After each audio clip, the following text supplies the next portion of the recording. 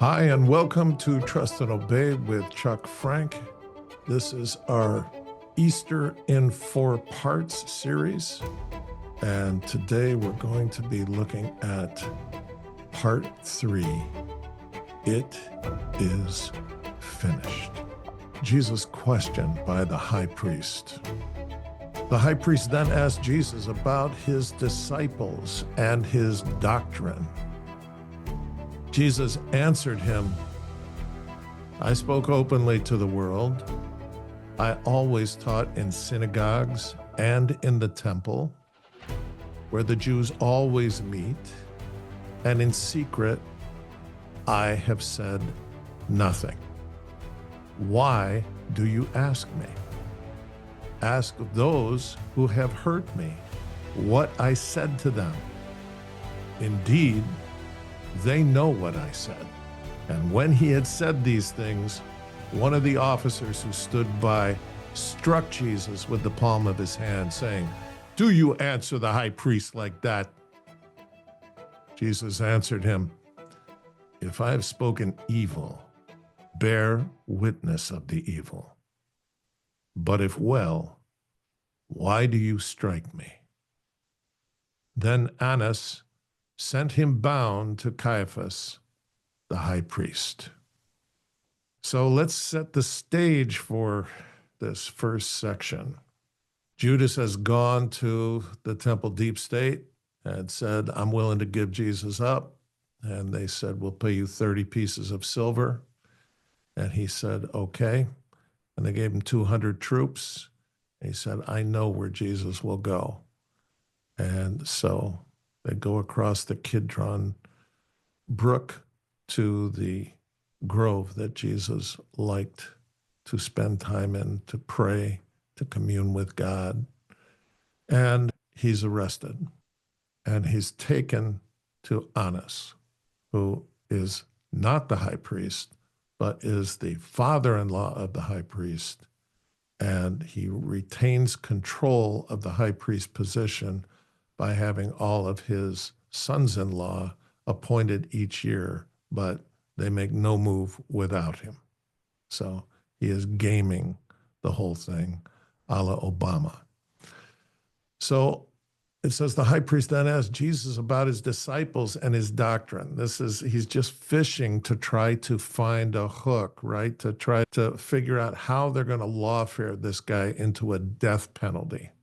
And Jesus is basically saying to them, ask your spies if you want to know what I've been saying. I haven't been hiding. I've been saying it all out in the open, and you've had your spies dogging me for months everywhere I go. It says, I spoke openly to the world. I always taught in the synagogues and in the temple where the Jews always meet, and in secret I have said nothing. Why do you ask me? You already know all this. You have all these reports. Read your own reports. Ask those who have heard me what I said to them. Indeed, they know what I said. Your spies, the people on your payroll. Well, that's too much truth. So this officer gives an open hand smack either to the ear or the side of the face. Do you answer the high priest like that? So Jesus said, hey, if I said anything untrue, explain to me what's not true about what I just said. They all know it's the truth. They've had spies on him. They've had spies on Lazarus and Mary and Martha. So Annas, he can't get anything. So he sends him bound to Caiaphas, his son-in-law, the high priest. Then they led Jesus from Caiaphas to the praetorium. So obviously, Caiaphas was not able to get anything out of him. Annas knew that would be the case. And so they're going to the praetorium, to Pilate. But the praetorium and that whole edifice, that's all Gentile stuff. So it says they led Jesus from Caiaphas to the praetorium, and it was early morning, about 6 a.m. But they themselves did not go into the praetorium, lest they should be defiled. Look at the hypocrisy of the deep state here in the temple. They won't set foot in the praetorium because that would defile them, because they'd be around Gentiles, too close to Gentiles, right before the Passover, and then they wouldn't be able to participate in the Passover because they would be defiled. But it's okay for them to completely manipulate and lawfare the murder of the Son of God, mentioned in every prophetic writing that they have. It's just unreal. It says, but they might eat the Passover, right? They're worried about being defiled. And Pilate then went out to them because they wouldn't come inside. Can you imagine? What accusation do you bring against this man? Meaning Jesus. And they answered and said to him, if he were not an evildoer, we would not have delivered him up to you. And then Pilate said to them, you take him and judge him according to your law. Therefore the Jews said to him, it is not lawful for us to put anyone to death, that the saying of Jesus might be fulfilled, which he spoke, signifying by what death he would die. He said that he would be crucified by the Gentiles. It's actually more complicated than that. The Jews could kill for theological infractions. However, they're afraid to do it because Jesus is so popular. Remember, this is the same day or the next day after he came into Jerusalem to all of that acclaim. They slyly make the case that Jesus is an enemy of the state and an enemy of Caesar and of Rome because he declared himself to be king. And Jesus foretold he would be crucified by the Gentiles. And this is all due to the manipulation of the temple deep state. Then Pilate entered the praetorium again, called Jesus, and said to him, are you the king of the Jews? And Jesus answered him, are you speaking for yourself about this? Or did others tell you this concerning me? Pilate answered, am I a Jew? Your own nation and the chief priests have delivered you to me. What have you done? Jesus answered, my kingdom is not of this world.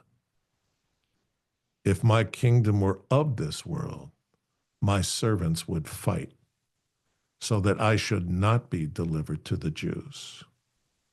But now my kingdom is not from here. Pilate therefore said to him, are you a king then? Jesus answered, you say rightly that I am a king. For this cause I was born, and for this cause I have come into the world, that I should bear witness to the truth. Everyone who is of the truth hears my voice. Pilate said to him, what is truth? And when he had said this, he went out again to the Jews and said to them, I find no fault in this man. Pilate is unnerved by the responses of Jesus, and he does not want to be responsible for Jesus' death. And he tries 7 times to get Jesus released. And finally, the deep state will box him in with too much political risk to save Jesus, but he at least tries 7 times. Not because he's a good person, and not because he's empathetic to Jesus. This is all risk management on a political level. And he is someone who is actually vile, but trying to take care of himself in this whole thing. Let's continue. But you have a custom that I should release someone to you at the Passover. Do you therefore want me to release to you the King of the Jews? Then they all cried again, saying, not this man, but Barabbas. Now, Barabbas was a robber. So think about this. The priests are arguing for the release of a known revolutionary, Barabbas, somebody who is actually an enemy of Rome and an enemy of Caesar. And they are arguing for the death penalty of Jesus, who is not a revolutionary in a political sense and is not an enemy of Rome at all. And this is showing you the complete and utter hypocrisy of the leaders of the temple. So then Pilate took Jesus and scourged him. And the soldiers twisted a crown of thorns and put it on his head. And they put on him a purple robe. Then they said, "Hail, King of the Jews!" And they struck him with their hands. So what's going on here? Pilate is still trying to find a way out. And so the Jews didn't ask him to scourge Jesus.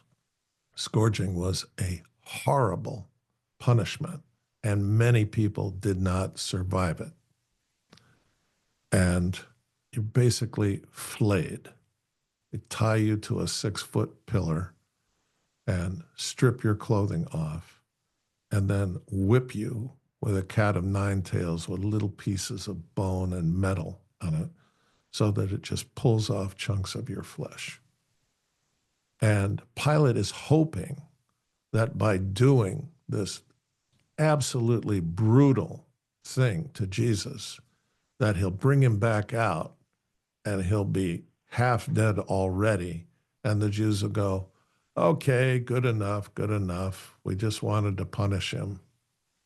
And that's not what happens, because Satan is controlling these folks, and Satan wants Jesus destroyed. So it says, so Pilate took Jesus and scourged him, and the soldiers twisted a crown of thorns to put on his head. That was painful too. They stuck it into the flesh. And again, the humiliation. And they put on him a purple robe. Purple robe was for the high priest. So they're totally goofing him. And then they say, "Hail, King of the Jews," and they take turns hitting him. Pilate then went out and said to them, "Behold, I am bringing him out to you that you may know that I find no fault in him." So they bring him out all bloody, barely able to walk, and he's hoping that this will be the end of it. Then Jesus came out wearing the crown of thorns and the purple robe. And Pilate said to them, "Behold the man." Therefore, when the chief priests and officers saw him, they cried out, saying, "Crucify him! Crucify him!" Can you imagine that they see somebody who's so brutally injured and beaten, and it's not enough?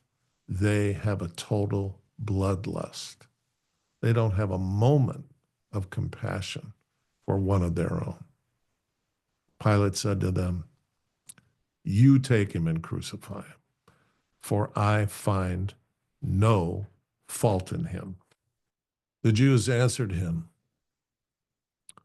"We have a law, and according to our law, he ought to die because he made himself the Son of God." But now the truth comes out. They've tried all this lawfare, and They see that Pilate is dancing around and keeps pushing him back on them. And they finally say, this man claimed to be the Messiah, the Son of God, and for that he must be killed. Therefore, when Pilate heard that saying, he was the more afraid, and went again into the praetorium and said to Jesus, where are you from? But Jesus gave him no answer. So now we have Pilate, who's already not wanting to take responsibility for this, actually scared. And make no mistake, Pilate's guilty in this whole thing. But the guilt of the high priests and the Sanhedrin is unimaginable. Then Pilate said to him, are you not speaking to me? Do you know that I have power to crucify you and power to release you? He just cannot believe that a human being would behave this way. He also believes that he is the ultimate power in this whole situation. And he has no power, and that's why he's afraid. Jesus answered, you could have no power at all against me unless it had been given you from above. Therefore, the one who delivered me to you has the greater sin. From then on, Pilate sought to release him. But the Jews cried out, saying, if you let this man go, you are not Caesar's friend. Whoever makes himself a king speaks against Caesar. This is the lawfare twist. This is the wily, sly, slimy argument that despite the fear that Pilate has, he has more fear of the Jewish deep state going to Caesar and saying, hey, we tried to take care of this guy who's a threat to you, but this guy Pilate went soft on him. So now this is going to be too much for Pilate. He can't take this political risk. But look at what the deep state of the temple has brought down on Jerusalem and the Jewish people. Caesar in 70 AD would crucify 30,900 of their Jewish young men on the destroyed walls of the wrecked Jerusalem in 70 AD. 30,900 crucifixions of young Jewish men. And this is not to mention that 1 million people died in the final portion of the siege of Rome over Jerusalem. So the Jewish deep state was responsible for the governing of the Jewish people. And by the rejection of the Messiah, the innocent murder of the Messiah, and all of the manipulation, they brought down this horrendous event. These people who bragged of being the chosen people reject the Messiah and choose Caesar, who will destroy everything they loved. Let's continue. When Pilate therefore heard that saying, he brought Jesus out and sat down in the judgment seat in a place that is called the Pavement, but in Hebrew, Gabbatha. Now it was the preparation day of the Passover, and about the 6th hour, and he said to the Jews, behold your king. But they cried out, away with him! Away with him! Crucify him! Pilate said to them, shall I crucify your king? The chief priests answered, "We have no king but Caesar." There it is. The total rejection of God. The total rejection of Emmanuel, his son, sent to be God with us. And the chief priests of the temple are saying, "We have no king but Caesar." That seals the deal for them. Then he delivered him to them to be crucified. Then they took Jesus and led him away. So they're bearing responsibility. Pilate is trying to dance on a razor blade here. So he's having his soldiers do the physical work. But the chief priests are the management of this crucifixion event. So Jesus' prophecy that the Gentiles would crucify him, that's true. Gentile soldiers crucified him. But the chief priests were there for the whole event and oversaw it. And Pilate is not innocent either. He is totally guilty in this. It says, and he, bearing his cross, went out to a place called the place of a skull, which is called in Hebrew Golgotha, where they crucified him, and two others with him, one on either side, and Jesus in the center. Now, Pilate wrote a title and put it on the cross, and the writing was, Jesus of Nazareth, the King of the Jews. So again, a lot going on here. Jesus bears his cross outside the temple walls to this hill that is overlooking Jerusalem, and it looks like a stone skull. And so it's called the place of the skull that the Hebrews called Golgotha.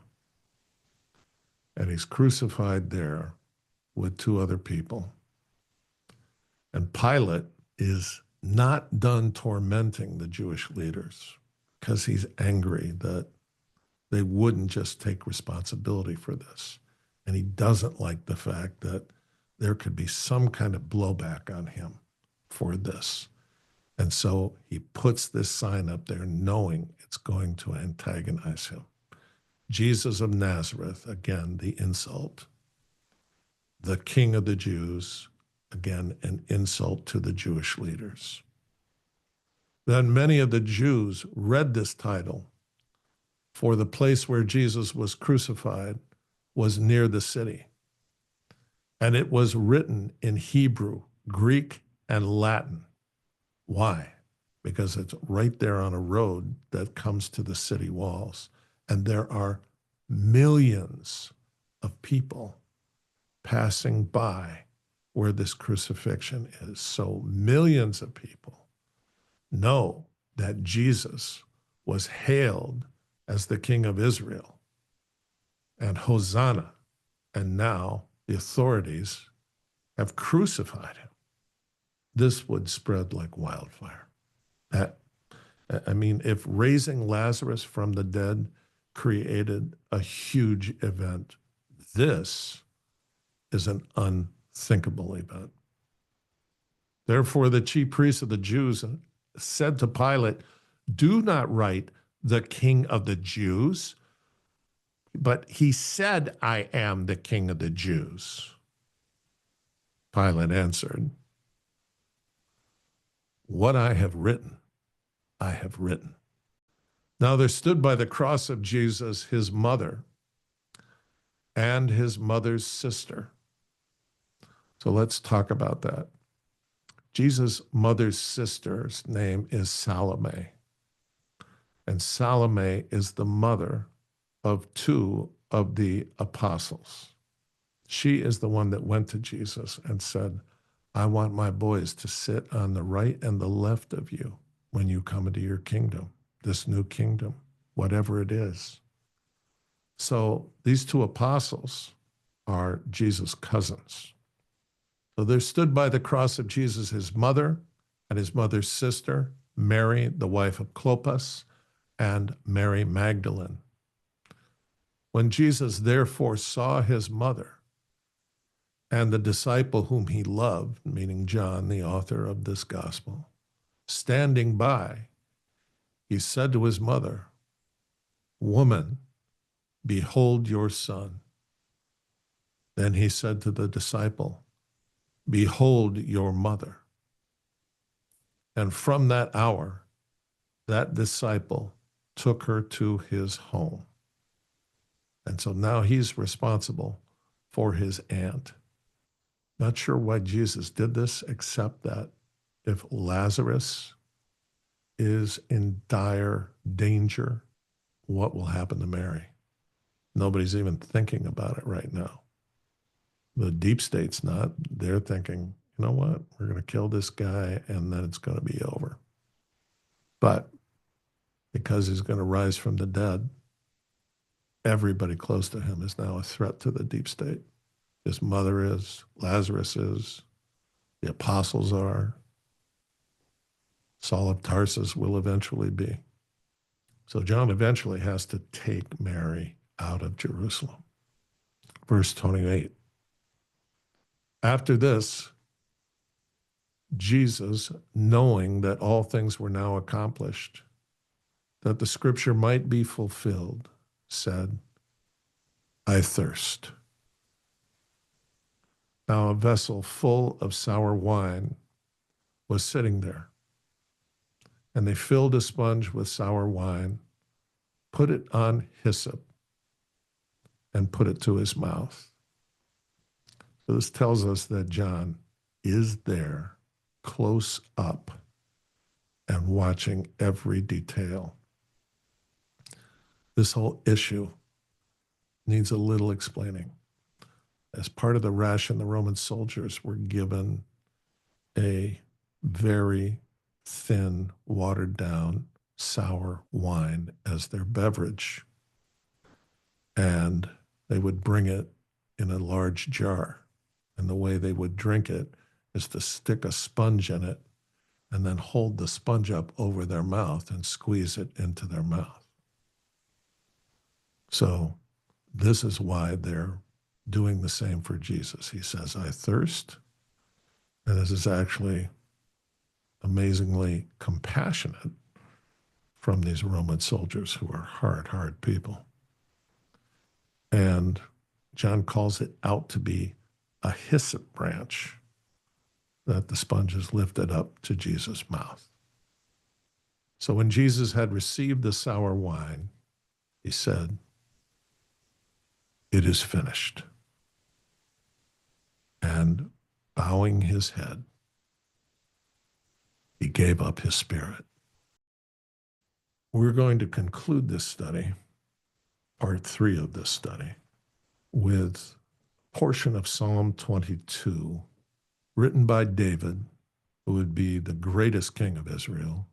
And this would have been written about 1,000 years before Jesus. My God, why have you forsaken me? Why are you so far from helping me and from the words of my groaning? All those who see me ridicule me. They shoot out the lip. They shake the head, saying, "He trusted in the Lord. Let him rescue him. Let him deliver him, since he delights in him." Many bulls have surrounded me. Strong bulls of Bashan have encircled me. They gape at me with their mouths, like a raging and roaring lion. I am poured out like water, and all my bones are out of joint. My heart is like wax. It is melted within me. My strength is dried up like a potsherd, and my tongue clings to my jaws. You have brought me to the dust of death. for dogs have surrounded me. The congregation of the wicked has enclosed me. They pierced my hands and feet.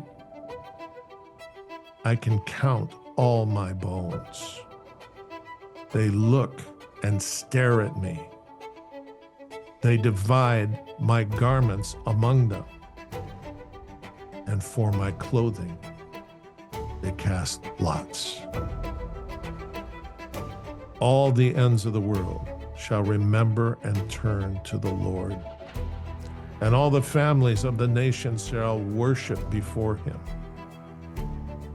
For the kingdom is the Lord's, and he rules over the nations. All the prosperous of the earth shall eat and worship. All those who go down to the dust shall bow before him, even he who cannot keep himself alive. A posterity shall serve him. It will be recounted of the Lord to the next generation. They will come and declare his righteousness to a people who will be born, that he has done this. Amen.